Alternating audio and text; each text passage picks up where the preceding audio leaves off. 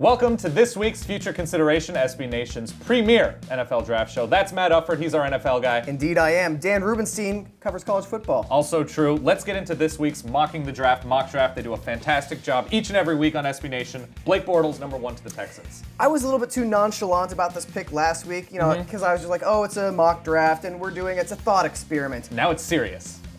This is a little bit crazy to me. Teddy Bridgewater is very obviously the best quarterback in this draft to me, in my opinion. No, that makes sense. And I just think that I don't understand why Bortles would be number 1 overall. It's the size, it's the ability to move, I guess. I don't know. Greg Robinson, though, at number 2 to the Rams. I love that pick. You like this one. They walk away with the guy who can drive block better than anybody in this draft. That's a win for me. That's a win for Zach Stacy. In a division with nasty front sevens. Can't hurt at all. Clowney, speaking of nasty front seven, to the Jags, joining Gus Bradley. Great defensive mind. And that's an up-and-coming defense. I think that's a great pick. They did improve over the course of the year, You're not going to be upset about drafting Jadeveon Clowney. That's a big win there for them. Manziel to Cleveland. They obviously need a quarterback. They really like themselves some Johnny Manziel. I'm not sure how he's going to like Cleveland, right. but that's his problem. With potentially a top 2-3 receiver already in the NFL. Yeah. Not a terrible place, all things considered. Oakland, Bridgewater, if he falls that far, wowza. That's a great pull for Oakland. I don't see Bridgewater falling to 5, right. But if that were the case, they'd have to be happy. All right, what else stood out to you after the top 5? How about number 8, the Minnesota Vikings? Coney Ely from Missouri, defensive end. I would love for the Vikings to have a new quarterback just because I feel that Adrian Peterson is trapped in this hell where if they just had a decent quarterback on offense, they'd be in such better shape as a team. What happened the last time they reached for a quarterback? Oh, let's not. No. Yeah, no, I like Coney Ely there. They need help, all that they can get in the front seven. The Absolutely. Bills, Sammy Watkins. I think we both like the player, don't like the selection. Love Sammy Watkins. I don't. That team has bigger needs than wide receiver. Especially with what they invested last year with both Marquise Goodwin and Robert Woods and speed at that position. I mean, they've got a top 10 pick. Why not use it on another running back? Aw, that makes me a little bit sad. Moving right along, Dallas and Rashid Heitman, a Dallas defense that allowed everything to go through it. That's a porous defense. Heitman, the big defensive tackle from Shoring Minnesota. up the middle of the D of the front seven makes a ton of sense. Never hurts to add a big, talented body. Baltimore Ravens at 17, speaking of which, Taylor Lewan, the big tackle from Michigan. Yeah. A situation, Baltimore in flux along the offensive line. Do you like that? Exactly. With Michael Orr and Eugene Monroe both being free agents, you know what? Let them walk and put a first-round draft pick, get a talented tackle like Taylor Lewan, one of your top 5 picks from last week. Absolutely. Yeah, definitely. And with uncertainty in that backfield with Ray Rice. Ray Rice! Might as well invest in beefing up the offensive line. Darqueze Dennard, Cincinnati at 24. Love this pick. Yeah, every time I hear his name, I think of Darkwing Duck. Darkwing Duck. Let's get Dangerous. Darqueze Dennard, possibly the most talented corner in this draft. Leon Hall coming back from a season-ending injury. It makes sense to beef up the secondary, especially when they've got a terrific front seven already. Beefing up the secondary, never a bad thing in the NFL. No, indeed not. All right, that is our mock draft review of Mocking the Draft. They do a terrific job every week. Where do you agree? Where do you disagree? How did your team do? Let us know in the comments, and we'll do it again next week. Now, though, it is time to discuss the top 5 corners. A really, really deep class of corners. Yeah, wide receivers get a lot of pub for it being a deep wide receiver class, but quarterbacks probably right up there too. No, it's 3-4 rounds deep of corners. My number 1 this year, Justin Gilbert, Oklahoma State. Probably the best corner in college football last year.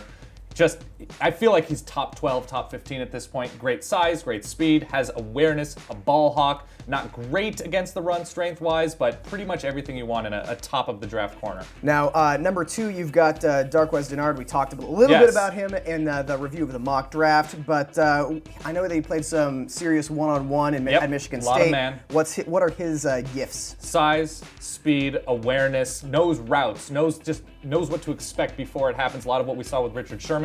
Doesn't have that crazy height like somebody like that, what NFL teams are coveting. The only knock on Dennard at this point is probably durability, and that's just nitpicking. Love him there. Bradley Roby at 3 to me is an intriguing one, especially before this past season. He might have been the best in college football I thought of there, but great. Anticipates everything, great feet, great speed. Nice pedigree from Ohio State. Absolutely. They've got a nice pedigree putting secondary members into the NFL. Yep, a lot of defensive backs that have been Buckeyes. Can sort of get outmaneuvered a little bit, jump balls and stuff like that, but a great talent. Next, I have Jason Verrett, TCU. Very aggressive, great ball skills, a ton of experience, like a 4-year starter for the Horned Frogs. Love him there, and actually really good against the run, which is the knock on some of these first-round types even there. Rounding out the top 5, Rashad Reynolds, Oregon State. It hurts me a little bit Yep. for a To Beaver name a to be Beaver. this high, but he's really, really good, especially going against Pac-12 offenses. Rashad Reynolds, very quick, really wins those battles that maybe Bradley Roby doesn't, and is pretty strong. Not like crazy strong, could sort of bulk up a little bit for NFL situations, but love Reynolds at number 5. Worth noting for those people talking about replicating the Seahawks and their 6'2", 6'3" corners. None of these top 5 guys are above 6 feet tall. That's Justin Gilbert is the biggest of the bunch. Right. If you want a guy who's 6'3", you're going to be looking at a 3rd rounder. I think the top one, we're looking at Stanley Jean-Baptiste. Or who else we got there? Keith McGill. Yes. And you know what, we should also say that finding a 6'3" corner who's really good, impossible. It's an impossible thing. So screw you.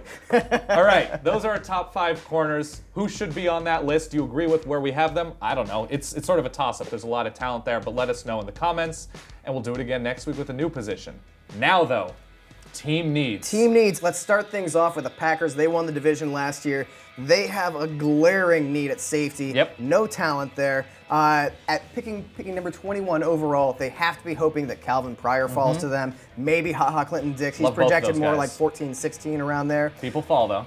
People fall. Right now, though, with the buzz building around Pryor, I think it might be a tough get. They might be looking at, instead of going defensive tackle, B.J. Raji, Ryan Pickett, Johnny Jolly, all unrestricted free agents. They have holes in the middle of their defensive line. Colin Kaepernick is great with their defense.